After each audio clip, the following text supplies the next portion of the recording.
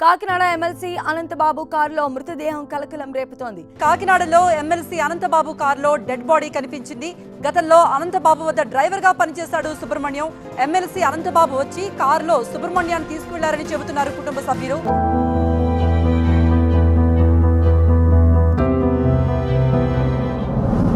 గుడి చుట్లు తిరిగాక దండం పెట్టుకున్నాక కొట్టుకుని పడ్డాడండి నా కొడుకు. అంతే సుబ్రహ్మణ్యం పేరు పెట్టుకున్నాను సార్ మేము. మా బతుకు తెరుగు కోసమేనండి కాకినాడ వలసకి వెళ్ళామండి. అప్పుడు అక్కడ ఉన్నప్పుడు అనంతబాబు మీ అబ్బాయినే నేను డ్రైవర్ కింద తీసిపోయి మప్పుతాను అన్నాడండి. బాగుంటుంది బాగా చూస్తాడు అనుకున్నాను తప్పండి. ఇంత నమ్మకంగా పని చేయించుకుని ఇంత దారుణంగా ఒంటి నిండా గాయాలతో తీసుకొస్తాడు అప్పచెప్తాడు అనుకోలేదు సార్ మేమైతే. కాలుకి దెబ్బ తగిలిందండి. అనంతబాబు దగ్గర 3 నెలలు అయిందండి మానేసి. నాన్న ఎప్పుడు పడితే అప్పుడు లెగ్గొట్టి తీసిపోతున్నాడు, నిద్ర నిప్పులు ఉండలేదు, నేను చేయలేకపోతున్నాను నాన్న మానేస్తాను. మానేసాడు 3 నెలలు అయిందండి. ఇవి నా దగ్గర మానేశాడు. నా గుట్టు అంతా ఇవి తెలుసు. నా గంజా వ్యాపారం, గంధపు చెట్లు, హెరాయిన్, రంగురాళ్ళు వ్యాపారం అంతా వాడికి తెలుసు. ఈయన ఉండకూడదు, ఈయన చంపేయాలి అలాగలాగానే. మరి ఏం కసెట్ వేసుకున్నాడో తెలియదండి. మానేస్తే అవన్నీ చొప్పేస్తాడని అనుకున్నాడో ఏటో.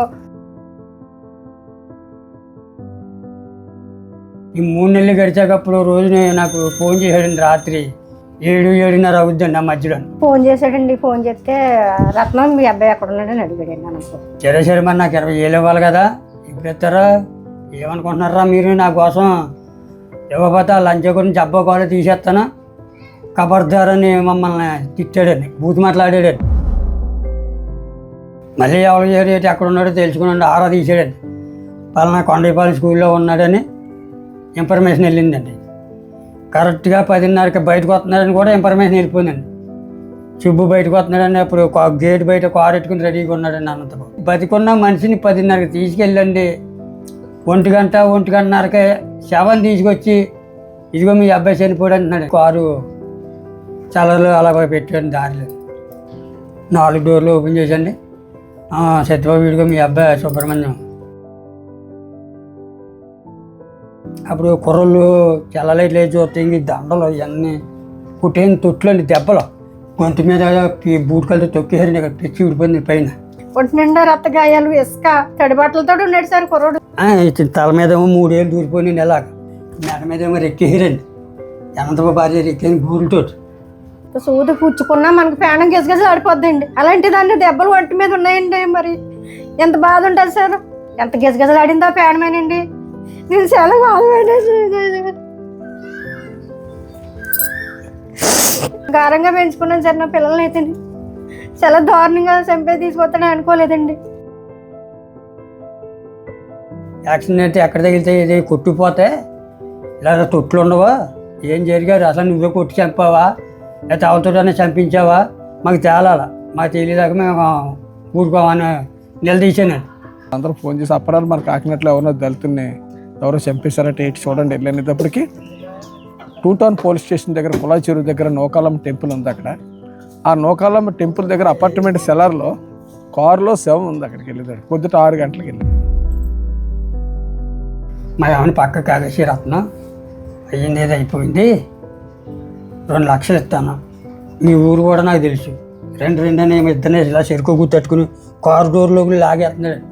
ఎంత భయంకరమైన వచ్చి అంటే ఒక కోడో మేకను కూడా గుద్దేసి పారిపోతుంటాడు ఎవరు కనపడకుండా. అటువంటి చంపేసి తీసుకొని తల్లిదండ్రులకు అప్పచెప్పారంటే ఇంకా జాతి అంటే అతనికి భయపడిపోవాలనేసి.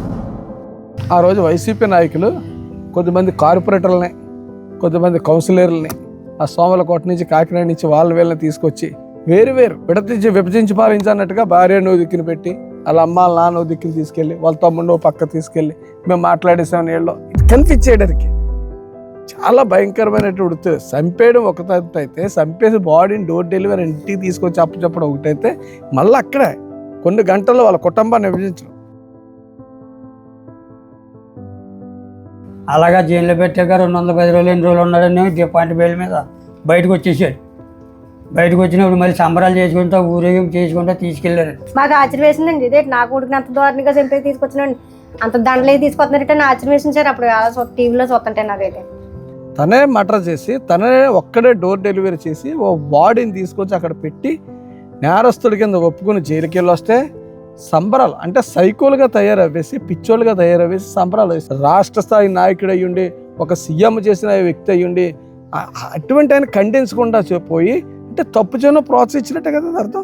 ఒక స్వాతంత్ర సమర యోధుడిని ఊరేగించినట్టుగా పెద్ద పెద్ద బ్యాండ్ మేళాలతోటి పూలదండలతోటి వైసీపీ క్యాడర్ ఏదైతే ఉందో ఆ క్యాడర్ అంతా పెద్ద ర్యాలీ, ఒక 100 కార్లు ర్యాలీ చేసుకుంటూ అతన్ని సెంట్రల్ జైలు నుంచి అతను ఉన్నటువంటి ఏజెన్సీ ఏరియా తీసుకెళ్లారు. అనంతబాబుని రక్షిస్తుంది ప్రభుత్వాన్ని అప్పుడే అర్థమైపోయింది. జగన్మోహన్ రెడ్డి గారు అంటే వ్యక్తిగతంగా మాకేం కక్ష కదా ఖాయం కదా. మటర్లు చేసిన వాళ్ళని మానభంగాలు చేసిన వాళ్ళని ఆయన చుట్టూ తిప్పుకోవడం అలాగా చేసినా కాబట్టి ఆనాటి వైసీపీ ప్రభుత్వం జగన్మోహన్ రెడ్డి ఆయన పక్కన కూర్చోబెట్టుకుని మద్దతు ఇచ్చారే తప్ప మాకు న్యాయం చేయలేదు, కనీసం పలకించలేదు. అంత దుర్మార్గంగా మనిషిని చంపేసి మనుషుల్ని చంపించేసి తీసుకొచ్చిన మనిషిని కూడెట్టి తిరిగారంటే ఎవరికన్నా ఆశ్చర్యాలు వేస్తాయి కదా సార్ జనానికి. అనంతబాబు మీద ఉవ్వెత్తున ఉప్పునిలా ఉద్యమం కొనసాగుతుంటే అతను పక్కన పెట్టుకుని ఎమ్మెల్సీని పక్కన పెట్టుకుని ఆయన ఊరేగింపుతూ నవ్వుతూ వాళ్ళ తండ్రి చనిపోరని అనేక మందికి వచ్చి ఓదార్పయాత్ర చేసిన అతను ఒక దళితులు చనిపోతే దళితుల పార్టీ అని చెప్పి ప్రతి ఒక్కరికి తెలిసి అలాంటి దళితులు చనిపోతే కనీసం ఫోన్లో కూడా సుబ్రహ్మణ్యం తల్లిని తండ్రి అమ్మ నీకు న్యాయం చేస్తాం దళిత పక్షపాతి మా పార్టీ అని చెప్పినటువంటి వ్యక్తి ఆ మాత్రం పట్టించుకోలేదు. జగనన్న కాలనీ ఓపెన్ చేయడానికి వచ్చినప్పుడు అనంతబాబుని కూడా తీసుకొచ్చాడు.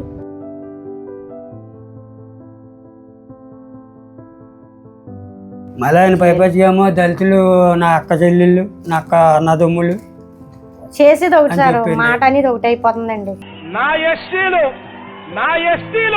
ఈ మర్డర్ చేసినా సరే మాకు దళితులు చంపినా సరే మాకేం పర్వాలేదు, మేము అతను కాపాడుకుంటాం అనే నైజం ఆ ప్రభుత్వంలో కనిపించింది. ఒక్కడ 31 దెబ్బలు కొట్టేయగలనండి, 3 అంతర్గత గాయాలు పోస్ట్ మార్టం రిపోర్ట్లోనండి. నేను ఒక్కడిని చంపానని పోలీసుల దగ్గర ఒప్పుకున్నాడు.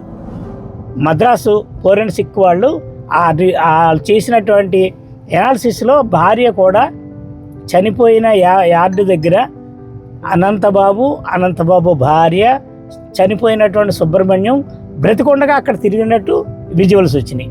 హత్య సమయంలో అనంతబాబుతో పాటే లక్ష్మీదుర్గ ఉందని, డ్రైవర్ హత్యకు ప్రేరేపించారని, అనంతబాబుతో పాటు ఆమె కూడా ప్రత్యక్షంగా పాల్గొన్నట్టు సిట్ దర్యాప్తులో తేలింది. తర్వాత చంపేసిన తర్వాత వాళ్ళు అదే కారులో భార్య ఇతను ఎదురు కూర్చుని వెనకాతల డెడ్ బాడీని పెట్టుకుని ఈ అపార్ట్మెంట్కి వచ్చి అపార్ట్మెంట్లో భార్యను వదిలేసి వచ్చినటువంటి ఎవిడెన్స్ అంతా వాళ్ళు సిట్ వాళ్ళు సేకరించారు. దాంతో ఆవిడని A2గా చేర్చారు. దళిత యువకుడు సుబ్రహ్మణ్యం హత్య కేసులో A2గా ఉన్న ఆమె కాకినాడ సబ్ డివిజనల్ కార్యాలయంలో విచారణకు హాజరైంది. మన సాక్షిని బెదిరించాడండి. ఇప్పుడు మా లాయర్ వచ్చి చెప్పమన్నట్టు చెప్పండి, లేదంటే మిమ్మల్ని కూడా చంపేస్తాను, ఆడు శవాన్ని చెప్పి మీ సేవలు కూడా వాళ్ళకి దొరకనివ్వను. ఎస్సీ యువకుడు సుబ్రహ్మణ్యం హత్య కేసులో సాక్షుల్ని బెదిరించిన కేసులో ఆయన్ని అరెస్టు చేసేందుకు 4 బృందాలుగా ఏర్పడి వెతుకుతున్నారు. సుప్రీంకోర్టు ఇచ్చిన బెయిల్ కూడా కొట్టేసింది అనమాట 13వ తారీఖున. ఇదంతా ఈ రాజకీయం కుట్రండి, రాజకీయం కుట్రంగా నన్ను ఆడుకుంటున్నా, నన్ను ఇరికించాలని నా మీద కావాలని పెట్టారని అబద్ధ సాక్ష్యాలు చెప్తున్నాడు ప్రెస్ మీట్ ముందు. మరి అలాగన్నవాడు ఇప్పుడు ఎందుకండి మరి అన్ని సాక్షిని బెదిరించడం ఎందుకండి? ఈ అనంతబాబు బయటికి రాకపోయినా ఆడు అనుసరులు ఆడు మనుషులు చాలా గోండాలు ఉన్నారు ఆడి చేతిలోని, ఆ గోండాలను పంపించి మమ్మల్ని ఏమన్నా చంపేస్తారేమో కొంచెం ప్రాణాపాయం ఉందని చెప్పుకున్నాక అప్పుడు ఈ సీసీ కెమెరా ఎట్టారేమో అనుకుంటున్నాను నేను. సర్వేలెన్స్ డ్యూటీ వేసారు సార్ కట్టుబడి బిఎస్ నుంచి, మరి సరిగ్గా ఆఫీస్ నుంచి వస్తాయి సార్ ఇన్స్ట్రక్షన్స్. మా లిమిట్స్ కాబట్టి వీళ్ళు మా పెద్దపూడి ఎస్ఐ గారు దీనికి మానిటర్ చేస్తారు సార్. అది అనంతబాబు ఉరిశిక్ష చేసేస్తాను కానీ మాకు ప్రాణాపాయం తప్పదండి, లేకపోతే ఎప్పటికన్నా అది ప్రాణాపాయం అది అనంతబాబు బయట ఉన్నాక లేదండి. అది వైసీపీలో చేయలేదు, వైసీపీ ప్రభుత్వం కార్యకర్తలు కానీ ఈ పదవి ఉన్న వాళ్ళు కానీ ఎవ్వరు ₹1 సాయం చేయలేదండి. ఇంకా ఈ చంద్రబాబు నాయుడు తప్పండి, మాకు ఆ టైప్ అయితే మాకు ₹1 మాకు సాయం చేయలేదు సార్ ఎవరో కూడా. అప్పట్లో ప్రతిపక్షంలో ఉన్నటువంటి చంద్రబాబు నాయుడు గారు ఈ బాధిత కుటుంబాన్ని ఆదుకోవడానికి ఒక ₹5 లక్షల వాళ్ళ పార్టీ తరఫున వీళ్ళకి ఆర్థిక సహాయం అందించారు. చంద్రబాబు నాయుడు 4-5 సార్లు తీసుకెళ్ళండి, వెళ్ళిపోయినాడు వచ్చి మా దగ్గర కూర్చోబెట్టి మా కష్టం చెప్పుకుంటే ఇచ్చి విన్నారండి చంద్రబాబు నాయుడు గారు. సుప్రీంకోర్టుకి వెళ్ళినప్పుడు సుప్రీంకోర్టులో సహాయం చేసేవాళ్ళు ఎవరు లేకపోతే చంద్రబాబు నాయుడు గారిని మళ్ళీ ఒకసారి సుప్రీంకోర్టులో మాకు లాయర్ని పెట్టుకునే స్తోమత లేదు, మాకు సహాయం చేయమంటే ఆయన ఒక లాయర్ని పెట్టారు. లోకేష్ బాబు గారు కూడా ఉప్పాడు మీటింగ్కి వచ్చారు, ఆయనతో మాట్లాడించారండి. మన పార్టీ వచ్చిన వెంటనే కంపల్సరీగా మీకు న్యాయం చేస్తానమ్మని మాట ఇచ్చారండి. మీరు ఒంటరివారు కాదు, మీకు తెలుగుదేశం పార్టీ అండగా ఉంటుంది. ధైర్యంగా ఉండమని కుటుంబ సభ్యులిద్దరికీ హామీ ఇస్తున్నాం. అంచేత మన టీడీపీ ప్రభుత్వం వచ్చే కాంచి మాకు ధైర్యం వచ్చిందండి. మాకు న్యాయం జరుగుతుందని కూడా నమ్మకం కలిగిందండి. ఈ రెండు ప్రభుత్వాలు వ్యత్యాసం చూస్తే ఈ డ్రైవర్ సుబ్రహ్మణ్యం కేసులో మాత్రం ఖచ్చితంగా ప్రభుత్వం, ఇప్పుడు ఉన్నటువంటి ప్రభుత్వం, పోలీసులు కూడా పూర్తిగా సహకరిస్తూ న్యాయం చేస్తారని మాకు ఒక ఆశాభావం, నమ్మకం కలుగుతుంది.